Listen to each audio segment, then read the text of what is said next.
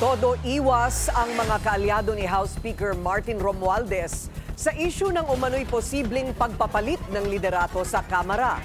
Ang ibang kongresista naman iba-iba ang pahayag.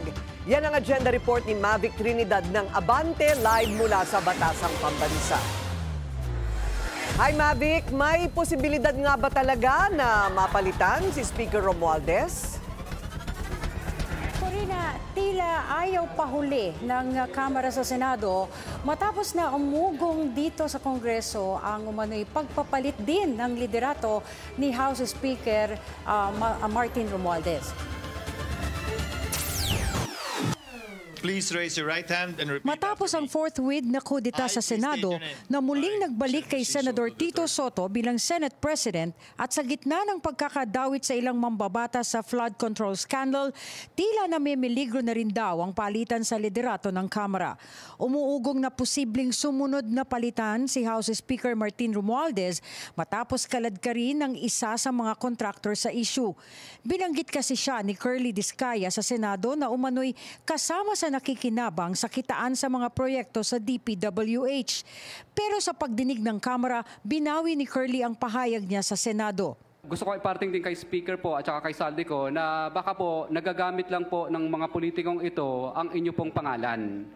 Wala raw siyang koneksyon kay Romualdez. Pinagbasehan lang daw ni Discaya ang mga kausap niyang politiko na humihingi ng parte umano ni Romualdez sa proyekto. Pero ang tanong, sapat na nga ba itong dahilan para magbago ang liderato sa Kamara? Sabi ni Navotas Representative Toby Tiangco, noong isang linggo pa raw may mga nagtatanong na sa kanya kung may sapat na numero para mapatalsik na ng tuluyan si Romualdez. Nababahala na raw kasi ang mga mambabatas sa kinakalabasan ng pagdinig sa flood control scandal. Lumala pa ng kinanta ng mga Discaya ang ilang kongresista sa anomalya. Sa panayam ng Billionaire News Channel sa ilang mambabatas, may mga nagkumpirma at may mga nagdeny sa isyong ito. Sa isang text message, sinabi ni Negros Occidental 3rd District Albi Benitez na public office is a public trust. Sinundan niya ito ng isa pang text message, kung wala ng tiwala, dapat na anyang umalis. Isa si Benitez sa sinasabing contender sa pagka-speaker, bukod pa kay House Majority Leader at Presidential son Sandro Marcos. Pero kung si Tiangco ang tatanungin, hindi lang daw dapat speakership ang palitan, kundi ang buong liderato ng Kamara. Maging si Kamanggagawa Party List Representative Eli San Fernando, kinumpirma niyang matagal nang may nangyayaring gapangan sa pagbabago ng House leadership. Pero inamin niyang wala pang kumakausap sa kanya. Todo iwas naman sa issue ang mga kaalyado ni Romualdez, gaya ni Deputy Speaker J.J. Suarez na ilang beses niyang sinabing walang ganitong issue at hindi anya mangyayari ito. Itinanggi rin ito ni Infra Committee Chair at Bicol Saro Representative Terry Ridon. I don't think there's a leadership change. None at all.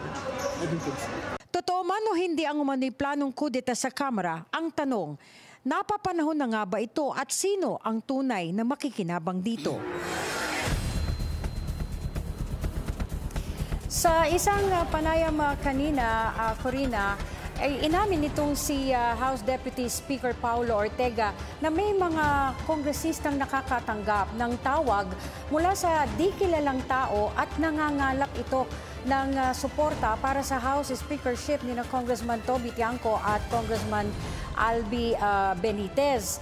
Pero sabi ni Ortega, mananatili ang liderato ni House Speaker Romualdez at katunayan yan, kaninang umaga ay nagkaroon ng pagpupulong ang House leaders at si Romualdez at doon ay tiniyak nila na buong-buo ang kanilang suporta at tiwala kay Speaker Romualdez. Samantala, si Congressman o Cavite Congressman Kiko Barzaga ay nag-resign na sa kanyang partidong National Unity Party o NUP at sa mayorya sa Kamara dahil sa umano'y pagbibintang sa kanya na siya daw ay nangangalap ng pirma at nag-iikot para makakuha ng pirma para sa pagpapatalsik ni kay House Speaker Romualdez. Maring itinanggi ito ni Barzaga at sinabi niyang dahil sa kanyang pagkadismaya ay siya'y nag-resign na lamang sa kanilang partido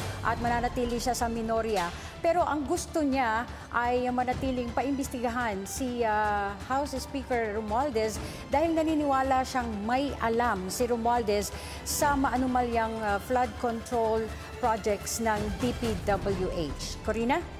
Okay, so Mavic, ito ay, well, it's a numbers game, sabi nga nila, no? At sa ngayon, depende yan kung gaano karaming senador o bilang ng mga senador ang boto pa rin kay Speaker o hindi, o kung magkakaroon ng gapangan na hindi niya nalalaman. Sa ngayon, wala pa tayong mga numero, ano?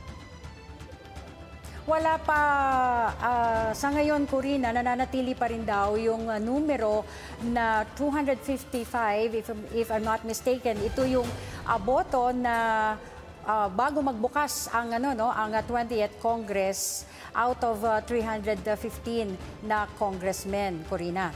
Okay, so aantabayanan natin ang mga susunod na pangyayari. Maraming salamat, Mavic Trinidad. Live mula sa Batasang Pambansa. Manatiling nakatutok sa Bilyonaryo News Channel. Sumubaybay sa aming social media accounts at mag-subscribe sa aming YouTube channel para sa mga bago at eksklusibong balita.